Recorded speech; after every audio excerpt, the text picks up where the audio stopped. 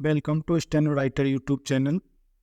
Parliament reporter previous year dictation 140 WPM। Dictation शुरू होगा 3 second बाद। शुरू। उपाध्यक्ष महोदय, माननीय वित्त मंत्री जी ने सदन में पिछले महीने के अंत में देश के लिए जो सामान्य बजट प्रस्तुत किया है उस पर सदन में विचार विमर्श हो रहा है और इस संदर्भ में कुछ सुझाव मैं आपके माध्यम से सदन में मंत्री महोदय के समक्ष रखना चाहता हूं।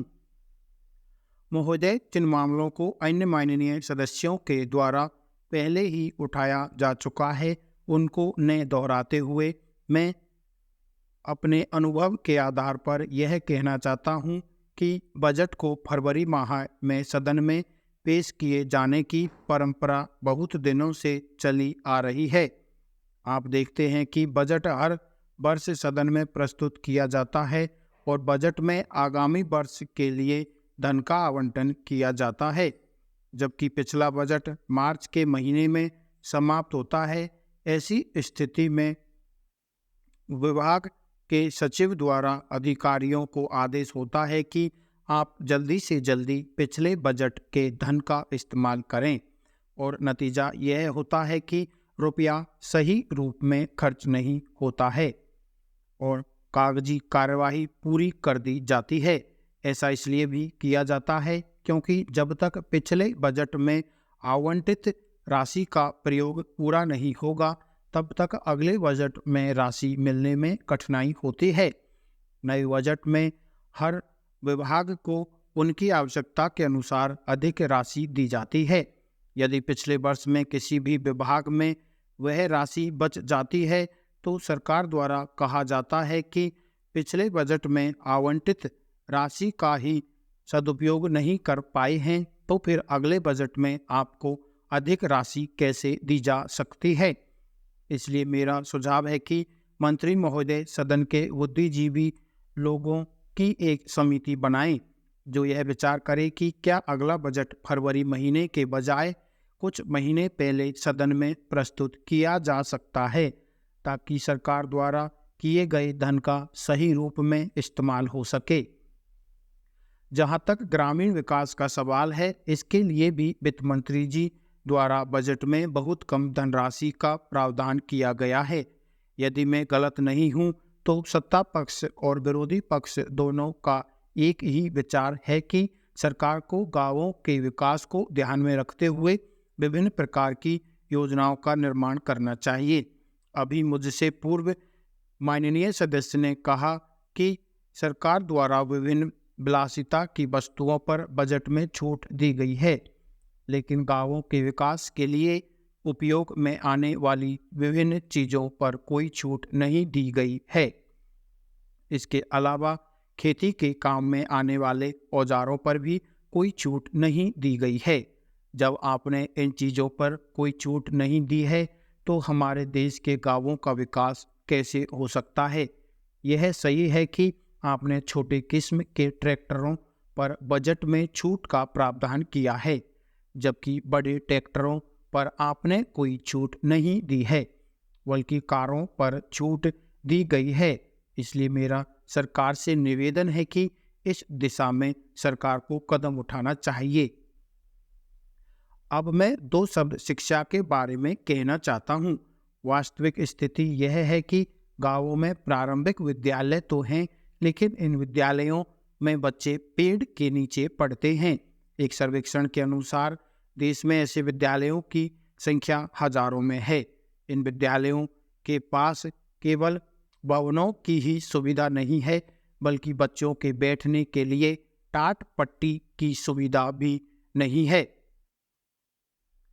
जब इस प्रकार की स्थिति है तो ऐसे विद्यालयों में पढ़ने वाले बच्चों का भविष्य क्या होगा। एक तरफ तो हम देश में समाजवाद का नारा देते हैं, सबके लिए समानता की बात कहते हैं, और दूसरी तरफ गांव के स्कूलों में पढ़ने वाले बच्चों का भविष्य अंधकारमय है।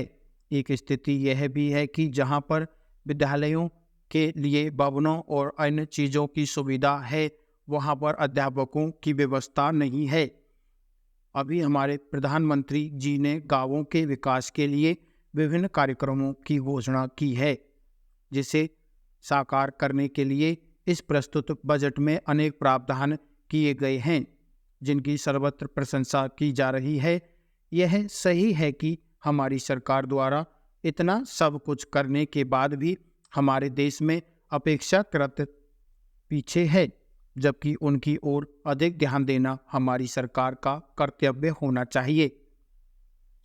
महोदय, अनुसूचित जाति के लोगों के संबंध में सरकार ने निर्णय लिया है कि सरकारी नौकरियों में उनके लिए जो सुरक्षित स्थान हैं, जिनको अभी तक भरा नहीं गया है, जिनमें कि बड़ा कदाचार हो रहा है, उनको भरा जाएगा। आज हमारे देश को इतने वर्ष हो गए हैं और हमारी सरकार निरंतर संविधान में संशोधन कर आरक्षण की सीमा को बढ़ा रही है। इसका सबसे बड़ा कारण यह है कि उनके जो सुरक्षित स्थान थे वे अभी तक भरे नहीं गए हैं।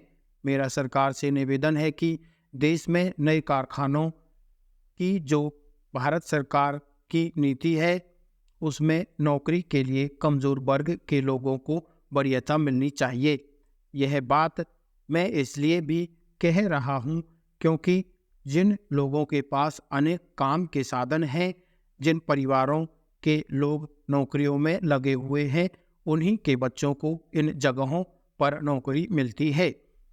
इसका कारण यह है कि वे रिश्वत देकर भ्रष्टाचार के द्वारा अपने बच्चों को नौकरी दिलवा देते हैं।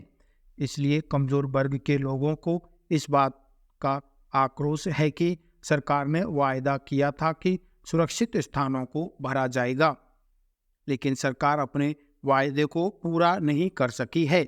इसलिए मैं मंत्री जी से निवेदन करना चाहूँगा कि वे कमज़ोर वर्ग में निरंतर बढ़ रहे आक्रोश की समाप्ति करने के लिए उचित कदम उठाने का प्रयास करें।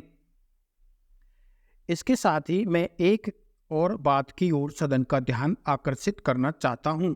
आज सबसे बड़ी समस्या जमीन के संदर्भ में उन लोगों की है जो खेती नहीं करते हैं लेकिन खेती के मालिक बने हुए हैं। हमारे यहाँ वर्तमान कानून के मुताबिक परिवार में जब विभाजन होता है तो उसके आधार पर परिवार के व्यक्ति को संपत्ति का अधिकार मिल जाता है, चाहे वह व्यक्ति नौकरी करता हो या व्यवसाय करता हो। ऐसे लोग जिनको विभाजन के बाद जमीन मिलती है, ऐसे लोग दूसरे लोगों के माध्यम से खेती कराते हैं। ऐसी स्थिति में जो भूमिहीन है उनकी संख्या निरंतर बढ़ती जा रही है। इस विधेयक में जो जमीन का लेखा जोखा रखने की बात कही गई है वह समय के अनुकूल है। मेरी दृष्टि में पूरे देश में भूमि से संबंधित आंकड़ों के ब्यौरे तैयार किए जाने चाहिए। इसके लिए यदि संविधान में संशोधन की आवश्यकता है तो वह संशोधन किया जाना चाहिए। एक व्यक्ति एक रोजगार के सिद्धांत को स्वीकार किया जाना चाहिए।